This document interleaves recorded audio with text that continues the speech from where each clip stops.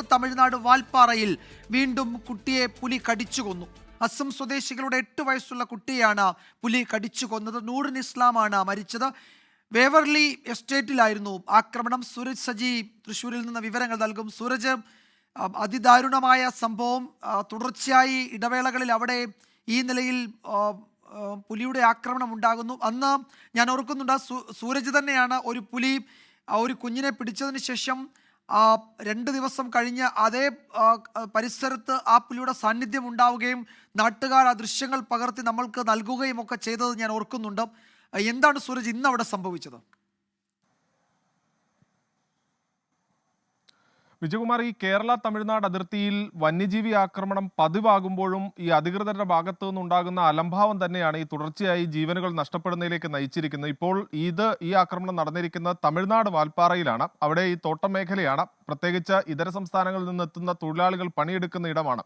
ഇവിടെയാണ് ഈ ആസാം സ്വദേശികളായിട്ടുള്ള ദമ്പതികളുടെ 8 വയസ്സുകാരൻ നൂറിൻ ഇസ്ലാമിനെ ഇന്ന് വൈകുന്നേരം പുലി കടിച്ചുകൊണ്ടുപോയത്. ഇവരുടെ ലയത്തിന് മുറ്റത്തിരുന്ന് കുട്ടി കളിക്കുകയായിരുന്നു എന്നുള്ളതാണ് പ്രാഥമികമായി ലഭിക്കുന്ന വിവരം. അവിടെ നിന്ന് കുട്ടിയെ കടിച്ചുകൊണ്ടു പോകുന്നു. ഒരു 6:45 കൂടിയാണ് പുലി കുട്ടിയെ പിടികൂടിയതെന്നുള്ളതാണ് ഏകദേശം അനുമാനിക്കുന്നത്. അതിനുശേഷം ഈ കുട്ടിയെക്കുറിച്ച് യാതൊരു വിവരവും ഉണ്ടായിരുന്നില്ല. കുട്ടിയെ പുറത്ത് കാണാതായതോടുകൂടി രക്ഷിതാക്കളും ഒപ്പമുണ്ടായിരുന്ന സമീപവാസികളും ചേർന്ന് ഈ തേയിലത്തോട്ടത്തിൽ തിരച്ചിൽ നടത്തുകയായിരുന്നു.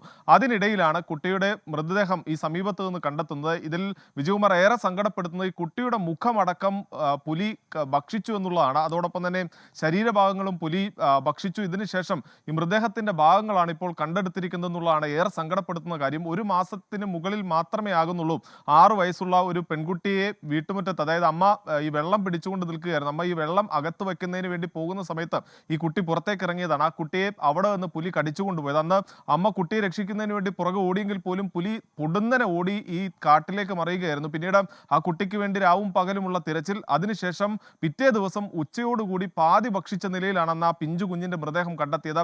അതിനുശേഷം നമ്മളടക്കം ആ മേഖലയിലെത്തി ഇവരുടെ സുരക്ഷിതത്വമില്ലാതെ ഇവർ കഴിയുന്ന അടക്കമുള്ള ദുരവസ്ഥയെല്ലാം നമ്മൾ റിപ്പോർട്ട് ചെയ്തതാണ്. അതിന് പിന്നാലെ തമിഴ്നാട് വനംവകുപ്പ് തന്നെ ഔദ്യോഗികമായി ഇവർക്ക് വേണ്ട സുരക്ഷയെല്ലാം ഉറപ്പാക്കും എന്ന തരത്തിൽ ഉറപ്പുകൾ നൽകി. അതോടൊപ്പം തന്നെ അന്ന് ഈ 6 വയസ്സുകാരിയെ കടിച്ച പുലിയെ പിന്നീട് ഈ വനംവകുപ്പ് പിടികൂടുകയും ചെയ്തു. അത് ഈ കുട്ടി പിടിച്ച സ്ഥലത്ത് വീണ്ടും ഇര തേടി എത്തിയ പുലിയെ അന്ന് കെണിയിലാക്കുകയായിരുന്നു വനംവകുപ്പ് ഉദ്യോഗസ്ഥർ.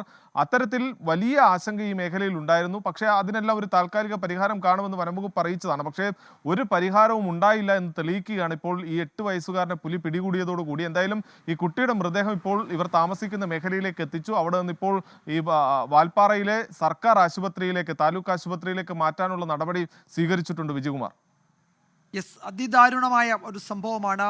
നൂറുൽ ഇസ്ലാം മരിച്ചു. വേവർലി എസ്റ്റേറ്റിലായിരുന്നു ഈ ആക്രമണം. 8 വയസ്സുള്ള കുട്ടിയാണ്. അത് ഈ എസ്റ്റേറ്റിലെ ലയത്തിന് മുന്നിൽ കളിച്ചുകൊണ്ടിരിക്കുമ്പോഴാണ് ഈ പുലി പിടിക്കുന്നത്. തുടർച്ചയായി ആ മേഖലയിൽ തമിഴ്നാട് കേരള അതിർത്തിയിൽ ഈ വന്യജീവികളുടെ ആക്രമണം ഉണ്ടാകുന്നുണ്ട്. ജീവൻ നഷ്ടപ്പെടുന്നുണ്ട്.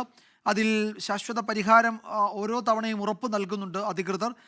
പ്രത്യേകിച്ച് തമിഴ്നാട് വനം വകുപ്പൊക്കെ ചില വാഗ്ദാനങ്ങളൊക്കെ നൽകുന്നുണ്ട്. പക്ഷേ ഒന്നും നടപ്പാകുന്നില്ല. അവിടുത്തെ ജനങ്ങളുടെ ദീനരോധനം മാത്രമാണ് നമ്മൾ തുടർച്ചയായി ഇങ്ങനെ കേട്ടുകൊണ്ടിരിക്കുന്നത്. സൂരജ് സജിയാണ് വിവരങ്ങൾ നൽകിയത് തൃശ്ശൂരിൽ നിന്നും. ലോകത്തെവിടെയായാലും ഏത് സമയത്തും 24 വാർത്തകളും ഓഗ്മെന്റഡ് റിയാലിറ്റി പാക്കേജുകളും എക്സ്പ്ലെയിനറുകളും വിശദമായി കാണാൻ ഞങ്ങളുടെ യൂട്യൂബ് ചാനൽ നിങ്ങൾക്ക് സബ്സ്ക്രൈബ് ചെയ്യാം.